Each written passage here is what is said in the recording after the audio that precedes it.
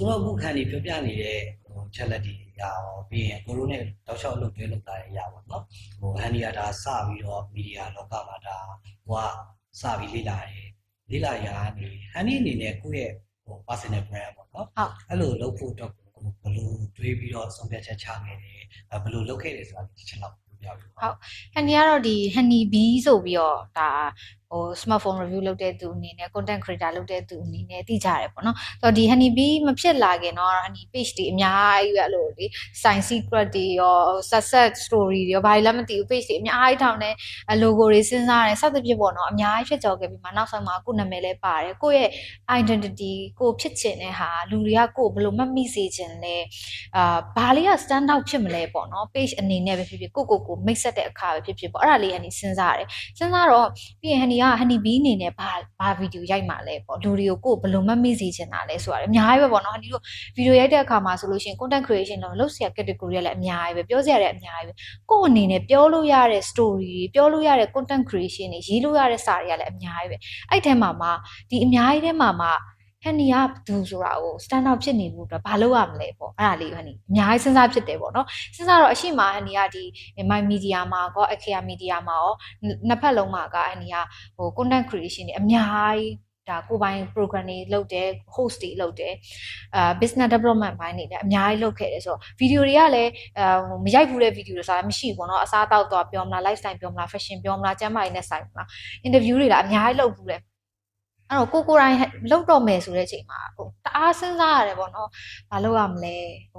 ဘယ်အကြောင်းငါပြောရင်ကောင်းမလဲဘယ်အကြောင်းပြောရင်တော့ဒါရေရှည်ရက်တည်သွားလို့ရမလဲလူတွေပို့ပြီးတော့ငါ့ကိုလက်ခံမလဲဆိုတာတွေစဉ်းစားတော့တကယ်တမ်းပြောရရင်အကုန်လုံးဝါသနာပါတယ်လုပ်ချင်တယ်ဒါပေမဲ့တကယ်ကြည့်လိုက်တော့Honeyအရှိမကိုလုပ်ခဲ့တဲ့6နှစ်ဆိုတဲ့အတိုင်းအတာတစ်ခုတွင်မှာ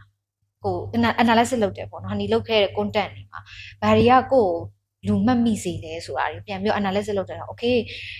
Honey ဒီ tech gadget တွေနဲ့လည်းတော်တော်လေးစိတ်ဝင်စားတဲ့ဒီမှာပါတယ်အလားပါလည်းစိတ်ဝင်စားတယ်ဒါပေမဲ့ Honey အနေနဲ့ကဒီဈေးကွက်ကိုပြန်ကြည့်လိုက်တော့ခါကျတော့ဒီ tech gadget တွေ smartphone အကြောင်းပြောတဲ့သူတွေနည်းပညာအကြောင်းပြောတဲ့အထက်မှာမိန်းကလေးဆိုတာ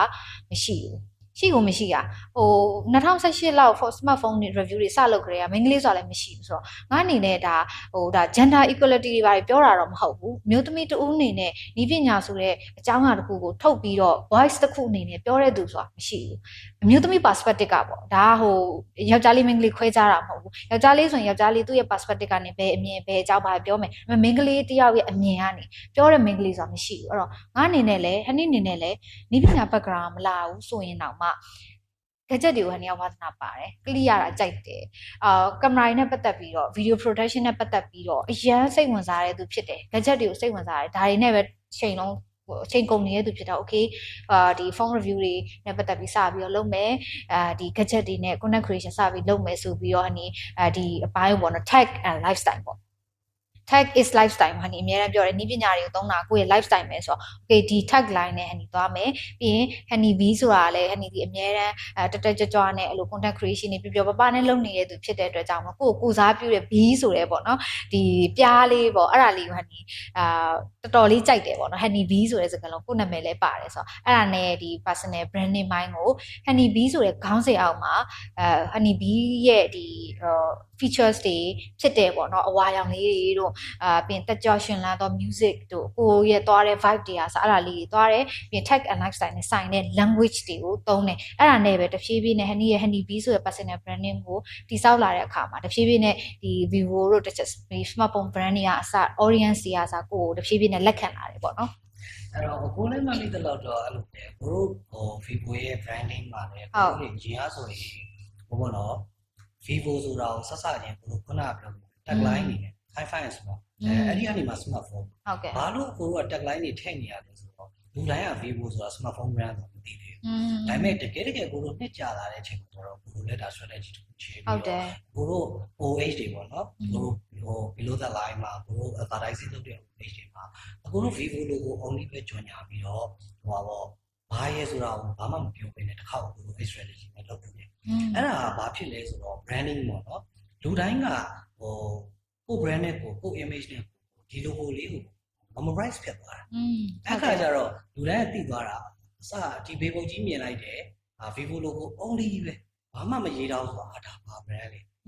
အဲ့မှာတင်သူတို့ရဲ့ interest ရနော်အဲ့ interest ရတဲ့အပြင်ကိုလူတိုင်းကမသိစိတ်ပါအဲ့လိုကိုကတ်နေပြီးတော့သူကသူသိကျင်လာလူတွေကမသိရလေသိကျင်လေအဲ့တော့ psychology လည်းပါတာပေါ့နော်ဒီ brand နဲ့ mind မှာဆိုသိကျင်လေဆိုတော့ကြတော့သူတို့အဲ့ logo ကိုလိုက်ရှာ everywhere ကိုသူတို့တနေ့အပြင်သွားတယ်ဘယ်မှာတွေ့ရမလဲဆိုတော့လိုက်ရှာတဲ့အချိန်မှာကိုတို့ logo အများစုကဖုန်းဆိုင်တွေမှာတွေ့ရတယ်အဲ့ကြတော့ကိုတို့ကလိုက်ရှင်းပြစရာမလိုဘဲနဲ့okay Vivo ဆိုတာဒါ smartphone phone brand ဆိုပြီးတော့လူတွေအများစုသိသွားတာပါတယ်အဲ့လိုဆိုတော့ဒါကိုတို့ branding ကြီးကကိုတို့တွေက corporate တစ်ခုရလဲဒါ strategy တစ်ခုဖြစ်တယ်လို့ personal branding တွေမှာဒါအများကြီးလိုပါတယ်ဘာလို့လဲဆိုတော့ကိုဘာကြီးပါလို့ထုတ်ပြနေတာချက်ကိုကပါလဲဆိုတော့စိတ်ဝင်စားပြီးလာကြည့်တာဒါ interest ပို့ပြီးတော့ဖြစ်စေတယ်ဆိုတဲ့အဓိပ္ပာယ်ပေါ့နော်ဟုတ်တယ်ဆိုတော့အနေနဲ့ဒါတောက်လျှောက်ကို personal branding နဲ့ဒီလုပ်တွေလုပ်လာတဲ့အချိန်မှာတစ်ခါတလေကြာရင် struggle ဖြစ်တဲ့အရာတွေအများကြီးရှိမှာပဲအဲ့တော့အဲ့လို struggle ဖြစ်လာတဲ့အချိန်မှာ happy နေနဲ့ဘလိုလေးတွေဖြစ်ရှင်းခဲ့တယ်ဘလိုလေးတွေဆက်လျှောက်ခဲ့တယ်ဆိုတာပြီးတော့တစ်ချက်ပြောပြပါဟုတ်ဒီ honey bee ကိုစလောက်တာတော့ဒါထုံးစံတိုင်းပေါ့နော်ဘာကိုပဲစလို့ honey တို့ကတော့ဒါstruggle တွေဒုက္ခတွေကတော့အများကြီးကြုံရတာပေါ့အဲ့တော့ဒီ honey ဆိုလို့ရှိရင်အများအဖြစ်ပေါ့နော် honey bee စလို့တော့ video တွေရိုက်တယ်တင်တယ်အဲ့လို criticize အများကြီးလုပ်ခံရတယ်မျိုးသမီးတယောက်အနေနဲ့ပေါ့ honey အတွက်ကကျတော့ယောက်ျားလေးမိန်းကလေးဆိုတာတဲ့လူသားတယောက်အနေနဲ့ပဲ video တွေရိုက်တယ်ဒီပညာအကြောင်းပြောတယ်စိတ်ဝင်စားတဲ့လူတယောက်အနေနဲ့ပဲဒီ content တွေကိုဖန်တီးတာမျိုးတွေလုပ်ခဲ့တယ်ဆိုတော့ honey bee ရဲ့ပထမဦးဆုံးဒီ journey တွေကိုဝင်တဲ့အခါမှာ struggle အနေနဲ့ဆိုရင်ပထမဦးဆုံးတော့ financial ပေါ့နော်ဆိုတော့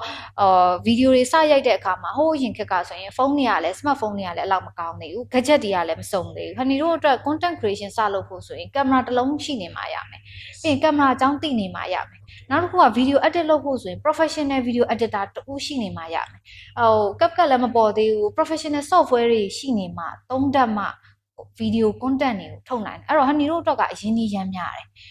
ကင်မရာ gadget တွေဆိုတာလည်းဈေးတစ်ခုရှိတယ်နောက်တစ်ခု video edit လုပ်မယ်ဆိုလို့ရှိရင်လည်း video တစ်ပုတ်ချင်းစီက quality မမီသော video တွေဒီ brand တွေနဲ့အလုပ်လုပ်လို့မရဘူးhoney တို့အရင်ခက်ကပေါ့အဲ့တော့ honey တို့က honey အနေနဲ့ကကိုပိုင် brand တစ်ခုစပြီးတိဆောက်ပြီးဆိုပြီးဟိုးအရှိမှာကျတော့ honey ကတခြား media တွေမှာ business development လုပ်တယ်ငွေရှာပေးတယ်ကိုယ်တိုင်လည်း program တွေလုပ်တယ်ဒါပေမဲ့ဒါတထေးတွေကသူ့ capital နဲ့သူပေးပြီးသားလဲပတ်နေပြီးသား business တစ်ခုဖြစ်တယ်ဒါပေမဲ့ honey bee ကိုစလုပ်တဲ့အခါမှာလဲလဲမလဲပတ်ရသေးဘူးအခုမှစတယ် zero capital ဘာမှမရှိဘူးဘယ် brand မှလည်း honey ကို invest မလုပ်ပေးသေးဘူးဆိုတဲ့အနေအထားတစ်ခုမှာ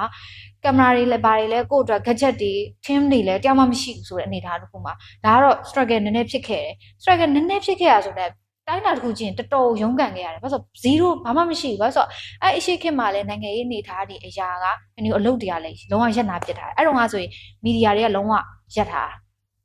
မီဒီယာ influencer ဘယ်သူမှမလုပ်ဘယ်သူမှဒီစပြီးတော့ဒီ present မလုပ်ဘူးဒီ image တစ်ခုအနေနဲ့